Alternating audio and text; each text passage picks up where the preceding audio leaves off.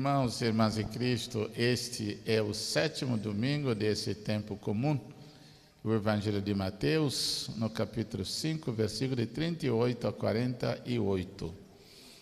Naquele tempo, diz Jesus a seus discípulos: Vós ouvistes o que foi dito, olho por olho e dente por dente.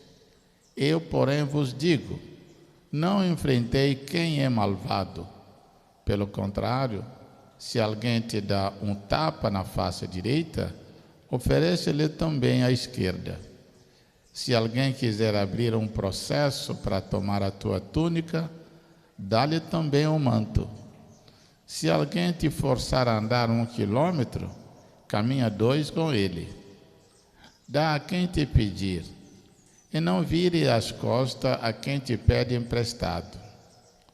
Vós ouvistes o que foi dito: amarás o teu próximo e odiarás o teu inimigo. Eu, porém, vos digo: amai os vossos inimigos, rezai por aquele que vos perseguem. Assim, vos tornareis filhos do vosso Pai que está nos céus, porque Ele faz nascer o sol sobre maus e bons, e faz cair a chuva sobre justos e injustos. Porque se amais somente aquele que vos ama, que recompensa tereis? Os cobradores de imposto não fazem a mesma coisa? Se saudais somente os vossos irmãos, o que fazer de extraordinário? Os pagãos não fazem a mesma coisa? Portanto, sede perfeitos, como vosso Pai Celeste é perfeito. Palavra da salvação. Glória a vós, Senhor. Mas um mandamento: amar aos inimigos. Será que nós conseguimos? Meditamos essa palavra e partilhando um pouco a nossa experiência e a inspiração que Deus nos concede. Padre, as orientações dos antigos eram olho por olho e dente por dente. E Jesus vem ensinar o contrário. Não devemos realmente reagir às atrocidades deste mundo? É verdade, Jesus está nos lembrando os antigos, mas a verdade até hoje na nossa sociedade ainda esse mandamento antigo de olho por olho, dente por dente, se faz ainda presente. O que Jesus está querendo dizer para nós é que nós temos que ser diferente, porque trata-se aqui de vingança, trata-se assim de responder ao mal pelo mal. Então, nós não somos mais diferentes de todo mundo. O segmento de Jesus tem que nos fazer ser diferente.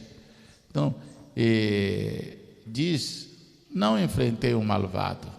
Se encontrar aquele mal, nós vamos nos igualar a ele, nos tornarmos semelhantes a ele. Mas o contrário, quando Jesus diz: se alguém te dá um tapa na face direita, oferece também a outra, não é literalmente assim, que alguém batendo, eu vou dizer, bate também desse lado. No que Jesus está querendo dizer: seja esperto, não se deixa levar, não permita que seja explorado. Se uma vez alguém te fez mal, você não vai deixar que continue te fazendo mal. Você tem que fazer de tal maneira que ele não tenha domínio de fazer a maldade em cima da sua pessoa. Então, isso que Jesus está querendo dizer para nós. E nós temos que responder ao mal para o bem. Por isso, não mais olho por olho, dente por dente. Mas aquela coisa errada, nós respondemos por uma coisa positiva, por uma coisa boa. Até que desperta a atenção daquela pessoa e dos outros. Como que não fez a mesma coisa? O que impulsionou ele a agir dessa maneira? É dizer: é o Cristo Jesus. Se é que um dia eles entenderem pela palavra, vão dizer: eu vou querer viver que nem essas pessoas, de uma maneira diferente e melhor. Padre, amar os inimigos e rezar por eles, isso é certo? Eles vão fazer mal a muito mais pessoas, não é? E Jesus está dizendo, antes de amar aquele que nos ama, né? Como uma regra prática normal. Alguém me faz o bem, eu faço o bem, retribuindo sempre o bem a quem faz o bem. Como seria se me faz mal, eu faço uma olho por olho, dente por dente. Mas Jesus está dizendo, amai os vossos inimigos. Esse amar não é amar de que vou fazer sala, vou me expor, quer dizer, o amor de Deus, tratar ele como um ser, mas com o respeito de saber que ele é perigoso, mas rezar por ele no sentido de que ele muda de vida. É uma pessoa que maltrata os outros, vou pedir a Deus, muda o coração dele, que ele deixe de maltratar o pai, a mãe, os vizinhos, que ele seja tocado por Deus para ver que o comportamento não é o comportamento certo. Então, eu estou orando por ele, estou fazendo uma coisa boa, mas para que a vida dele seja uma vida melhor. Mas Deus nos ama, mas Deus sabe que tem muito de nós que não tem fé, tem muito de nós que não acredita, mas mesmo assim Ele nos ama, Ele sabe quem é quem. Então nós devemos fazer o bem, indiferentemente de quem que ele seja, mas sempre dando a oportunidade que a pessoa muda de vida. Padre, por que a comparação com os cobradores dos impostos? Eles são melhores ou piores do que nós? É porque na sociedade do tempo de Jesus, até um pouquinho antes, os cobradores de impostos eram considerados como os maiores pecadores. Pecadores por quê? Os impostos primeiro ia para César, para o Império Romano. Para os judeus, nós não vamos tirar da nossa terra para dar para um dominador, um explorador. Isso se vende, isso não é bom. Diante de Deus, como se traísse a sua própria terra. E os cobradores de impostos é aquele que servia, que estava a serviço do Império Romano, a serviço do Império Romano. E ele também, de uma maneira geral, como diz a história, eles não eram fiéis àquilo que era estabelecido e cobravam mais do que o estabelecido, porque aquilo a mais era desviado por eles. Então, se eles, os cobradores de impostos, considerados os ladrões, os assaltantes, os bandidos daquela sociedade, ele não fazia o mal para os colegas deles, eles se respeitavam entre eles. Então Jesus diz, se você vai se comportar como cobrador de impostos, você não faz nada diferente.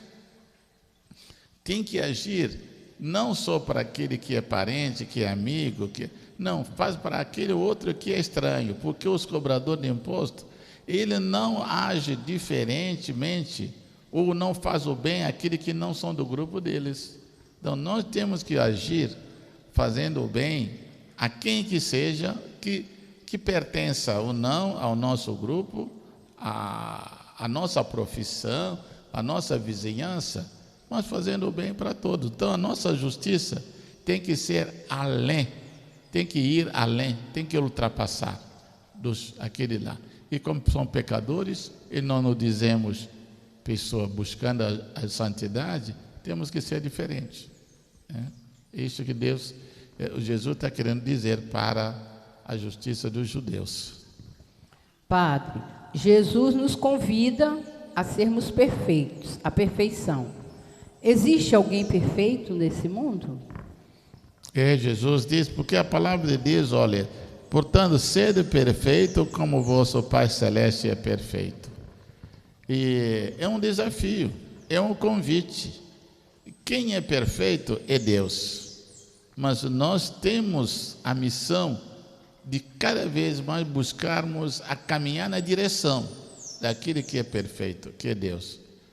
Nós não vamos ser tão perfeitos quanto Deus é, porque nós já nascemos com pecado original e tem os nossos pecados pessoais, Deus é Deus desde sempre puro, né?